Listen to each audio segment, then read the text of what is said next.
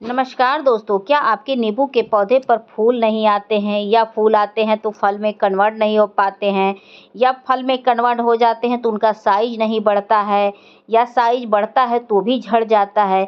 तो इस हालत में आज मैं आपको एलोवेरा का प्रयोग करना बताऊंगी कि कैसे आप एलोवेरा का प्रयोग करके आप अपने नींबू के पौधे से ढेरों फल प्राप्त कर सकते हैं, वो भी लगातार। ठीक है।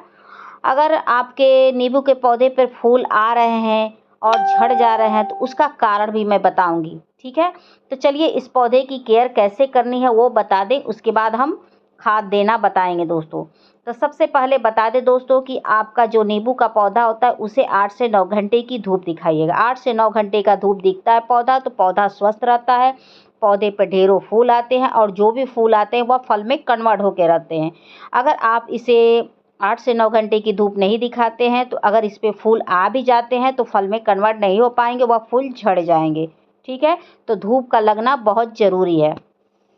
एक चीज़ और ध्यान रखिएगा दोस्तों कि आपके पौधे पर जब फूल आने शुरू हो जाते हैं तो पौधे को न पानी की कमी रखिएगा न पानी की अधिकता रखिएगा। पानी की अधिकता से भी फूल झड़ जाते हैं, फल में नहीं कन्वर्ट हो पाते हैं, और पानी की कमी से भी।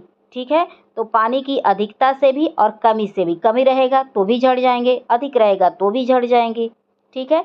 तो ऐसा पानी डालिएगा कि नमी मात्रा रहे। ठीक है। इस चीज़ को ध्यान रखिएगा। अगर आपके पौधे पर फल वगैरह आना छोटा छोटा शुरू हो जाता है तो आप महीने में 2 बार खाद दीजिएगा ताकि वह फल बहुत जल्दी जल्दी बड़ा हो जाए और वह स्वस्थ रहे। क्योंकि आप समय समय पर खाद पौधे को देते हैं तो पौधे की मिट्टी ताकतवर होती है, जिससे पौधा अच्छे से ग्रोथ करता है, जो भी फल रहते हैं उस पे स्वस्थ रहते हैं और टिकाऊ रहते हैं दोस्तों। ठीक है। तो खाद वगैरह भी समय समय पर पौधे की मिट्टी में देते रहिएगा, और पौधे के ऊपर हमेशा कीड़े मकोड़े जो लगे होते हैं पौधे के ऊपर उनका ट्रीटमेंट करते रहिएगा ताकि पौधे के ऊपर कीड़े मकोड़े न लगे, जिससे आपका पौधा सुरक्षित रहे दोस्तों। अगर हद से अधिक कीड़े मकोड़े लग जाते हैं तो फल वगैरह आ जाता है तो वो भी टूट के गिर जाता है, इस बात को ध्यान रखिएगा। और आप अगर नर्सरी से पौधा खरीद के लाते हैं तो मिट्टी अच्छी तैयार करके ही पौधा लगाइएगा। जितनी अच्छी मिट्टी तैयार रहेगी उतना ही उस पर अच्छे फल फूल आते हैं दोस्तों। अब ये पूछेंगे मिट्टी का क्या कनेक्शन है। देखिए, जब हम मिट्टी अच्छी तैयार रखते हैं तो जो भी हम पानी डालते हैं वो छन के निकल जाता है, और मिट्टी अच्छी रहती है तो बहुत जल्दी सूर्य की किरणें पड़ती हैं तो ताकतवर हो जाती है, उसकी उर्वरा शक्ति बढ़ जाती है। उसके बाद एक्स्ट्रा पानी भी नहीं ठहरता है, मिट्टी भी ताकतवर होती है, उसमें जड़ें भी अच्छे से विकसित होती हैं, जिससे पौधे ग्रोथ करते हैं। जब ग्रोथ करते हैं तो उस पर बहुत अच्छे खासे फल फूल आते हैं दोस्तों। ठीक है। तो मिट्टी अच्छी तैयार रखिएगा, गमले का चुनाव अच्छा करिएगा, ऐसा गमला लीजिएगा जिसमें ड्रेनेज बने हो, यानी कि पानी की निकासी का व्यवस्था हो। तो ये सब चीज़ें ध्यान रखिएगा, और कोशिश करके जब भी नर्सरी से पौधा खरीदना हो तो हाइब्रिड वैरायटी का ही लीजिएगा, देसी नहीं, क्योंकि देसी वैरायटी के पौधे गमले में फल फूल नहीं आते हैं, उसके लिए बड़ा व्यवस्था करना पड़ता है। और जो हाइब्रिड वैरायटी वाले पौधे होते हैं वो छोटे से छोटे गमले में फल देने के लिए रेडी हो रहते हैं और कंटिन्यू उस पर फल आते हैं दोस्तों। तो वैरायटी का भी ध्यान रखिएगा अगर आप नींबू लगाना चाहते हैं तो। ठीक है। वैरायटी का ध्यान देंगे तो बहुत अच्छा रहेगा। तो ये मेरा जो नींबू है ये चाइनीज नींबू है और हाइब्रिड वैरायटी वाला है। ठीक है। और बता दें दोस्तों कि ये कंटिन्यू फल देता है, बिना रुके देता है। एक फल टूटा नहीं कि दूसरा तैयार रहता है, तीसरा फूल देने लगता है दोस्तों। तो चलिए अब हम खाद देना बताते हैं। तो खाद देने से पहले आपके गमले की मिट्टी में अगर खरपतवार हो तो उसको हटा दीजिएगा, और कोशिश करके एक दिन पहले मिट्टी को थोड़ा सुखा दीजिएगा खुदाई उदाई करके। इससे थोड़ा मिट्टी सूख जाती है तो जो आप खाद देते हैं पौधे को बहुत जल्दी सूट करता है, और गीली मिट्टी में जब हम खाद देते हैं तो पौधे को सूट करने के बजाय नुकसान पहुंचा देता है। ठीक है। तो मैं एक दिन पहले थोड़ा बहुत खुदाई कर ली थी, ज़्यादा नहीं की थी, थोड़ा बहुत, क्योंकि मेरे गमले में थोड़ा स्पेस कम है दोस्तों। तो आप लोग खुदाई कर लीजिएगा, और जो खरपतवार होंगे उसको भी आप हटा दीजिएगा, क्योंकि खरपतवार पौधे की एनर्जी को ले लेते हैं। तो चलिए हम खाद दिखाते हैं कौन सा है और कैसे डालना है। तो सबसे पहले मैंने ये एलोवेरा लिया है दोस्तों। एलोवेरा में बता दें कि महत्वपूर्ण पोषक तत्व मौजूद होते हैं जो हमारी पौधे की ग्रोथ को बढ़ाते हैं और प्लस पौधे की मिट्टी में जो जड़ें होती हैं उनका बहुत अच्छे से निर्माण होता है, बहुत अच्छे से ग्रोथ होता है। मिट्टी भी स्वस्थ रहती है, पौधे भी स्वस्थ रहते हैं, पौधा फलता है, फूलता है और बीमारी से मुक्त रहता है। ठीक है, तो इसका प्रयोग कर देते हैं तो कैसा भी आपका पौधा रहेगा, वह फलेगा, फूलेगा और वह हमेशा स्वस्थ रहेगा दोस्तों, उसको कोई बीमारी नहीं लगेगी।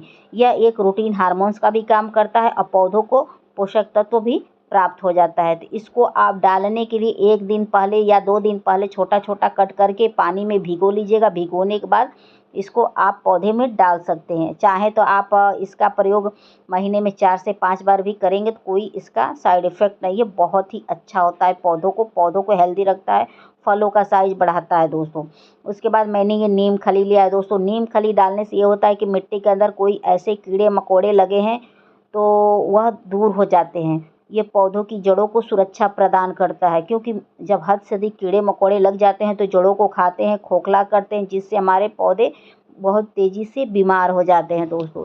तो इस बात को ध्यान रखिएगा। महीने में 1 बार मिट्टी के अंदर नीम खली का प्रयोग जरूर करिए ताकि आपका पौधा कीटाणु मुक्त, कीड़े मुक्त रहे, जिससे पौधे सुरक्षित रहें। ठीक है, तो इसका प्रयोग आप महीने में 1 बार करिएगा, लेकिन 1 चम्मच से 2 चम्मच करिएगा, ज़्यादा ना करिएगा। 1 चम्मच 2 चम्मच काफ़ी है, और भी गमले के अनुसार करिएगा। जैसे बड़ा गमला है तो 2 चम्मच, छोटा गमला है तो 1 चम्मच करिएगा। इसमें और भी पोषक तत्व होते हैं जो हमारे पौधे को सुरक्षित रखते हैं और मिट्टी की ताकत को भी बढ़ाते हैं नीम खली। ठीक है, तो दोनों को मैं डाल के अच्छे से मिला के ऐसे रख दे रही हूँ। आप चाहे तो इसको मिला के 1 दिन पहले भिगो के भी रख सकते हैं। तो मुझे दिखाना था आप लोग को ना, तो मैं डायरेक्ट डाल रही हूँ पानी में।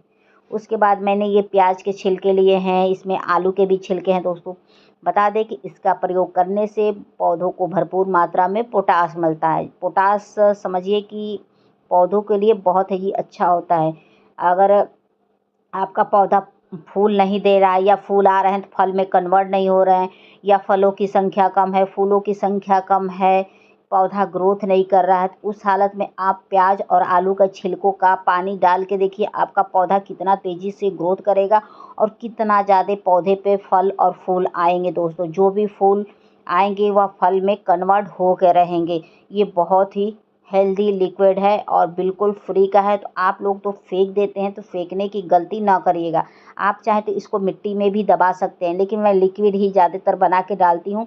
और जो बचेगा इसका कंपोस्ट, तो उसको आप कंपोस्ट में डाल दीजिएगा। मतलब जो कचरा बचेगा उसको कंपोस्ट होने के लिए डाल दीजिएगा। ठीक है, तो जितना मुझे आवश्यकता है मैंने उतना ले लिया है, तो आप लोग भी ले लीजिएगा जितना आवश्यकता होगा।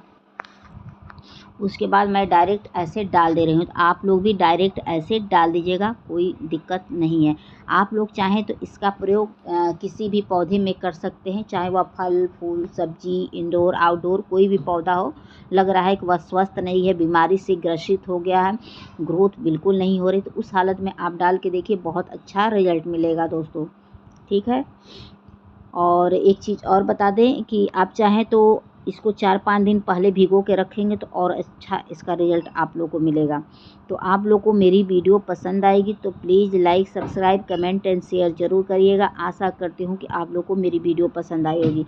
पसंद आई होगी तो प्लीज़ बेल आइकन का बटन दबा दीजिएगा, ताकि मैं नेक्स्ट वीडियो लेकर आऊँ तो आप तक आसानी से पहुँच जाए। हो सकता हुआ वीडियो मेरी आपके लिए हेल्पफुल साबित हो दोस्तों। ठीक है, और प्लीज़ आप लोग एक कमेंट ज़रूर कर दीजिएगा। एक कमेंट से ये होता है कि कोई है अपना जो कमेंट कर रहा है।